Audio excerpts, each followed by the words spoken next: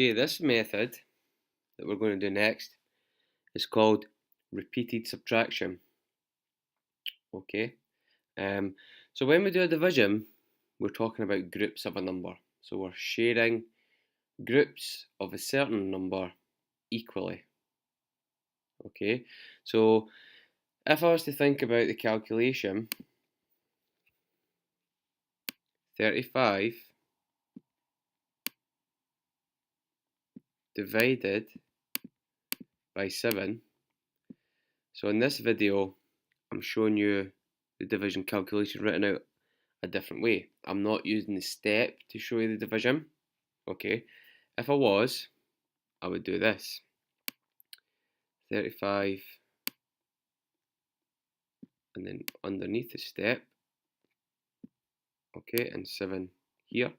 So it's 35 divided by 7. That's two ways to show the same calculation. Okay, but it doesn't matter what way you see it, still means the same thing. Okay, we're dividing the number 35 by 7. So maybe it's better to think of it here, because 35 is the number that comes first, and that's the number that we are dividing. So we're dividing 35 by 7. We're saying how many groups of 7 can go into 35. Okay, so we're always thinking in groups of 1, 2, 3, 4, 5, 6, 7. So each time we're taking this group of 7 and fitting it into 35. Okay, now I'm not going to draw an array. Okay, and we actually have looked at arrays lots. So if I got a row of 7, then another row of 7 until I got 35, you could also work out the answer. Now I've been looking at that in class. I'm not going to show you it in this video. We'll go over it again though, of course. But just remember that I'm thinking of groups of 7. Okay, I'm just going to type up here a wee reminder. Groups of 7. Why is it groups of 7?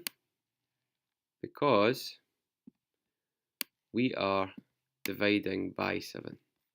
Okay, so sorry the bottom of the G's disappeared. I'm having problems on my Active Inspire at home, but it's groups of 7. Okay, you get the picture. So we're going to use repeated subtraction. So we know it's groups of 7, so we're just going to take away groups of 7 each time. We're going to take away 7 each time. Okay, so I'm going to start off by doing 35, take away, subtract 7, and I need to write the answer. So if you were doing it in your jotter, write it out like this. On a whiteboard, write it out like this. Okay, and 35 take away 7 is 28. You might notice the multiples of 7 are going to keep popping up here. That's not a coincidence. Okay, because we're taking away groups of 7. So I need to start with this answer because I've gotten down to 28. Imagine you're counting down a number line. So I've reached 28, but I want to go back another 7. I'm going to subtract 7.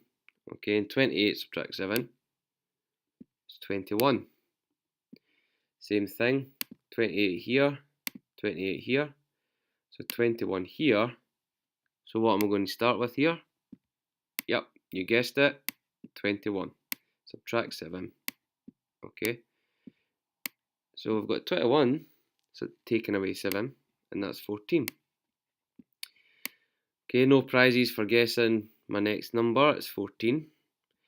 And actually, please do not guess. We don't need to guess the number. We've already done the hard work and figured it out. So we're reading the number from the answer each time. Right, we're not guessing, we're not doing another calculation. We're taking the number from our working. Okay, so 14, and I'm taking away 7 each time.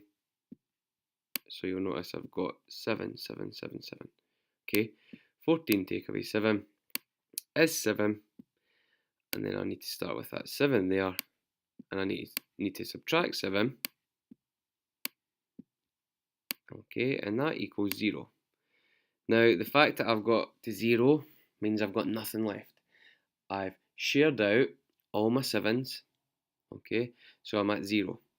So that means I've got no remainder because I've managed to get rid of all my 7s in equal groups. But I still don't know the answer, right? The answer is not 0. 0 tells me I've reached the end. I've got nothing left. I've got 0 left. To figure out the answer to 35 divided by 7, I need to count how many times it took me to get to 0. So here's 1 time, 2 times, 3 times, 4 times, and 5 times.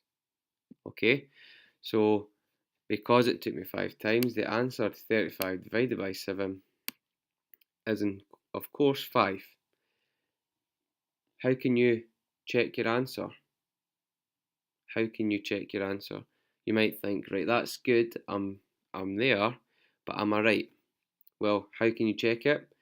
You can say your answer times the number you've divided by, so this time 5 times 7, does it equal this number here that you started with? So does this number multiplied by that number equal that number? Now this is when we've got no remainder, of course.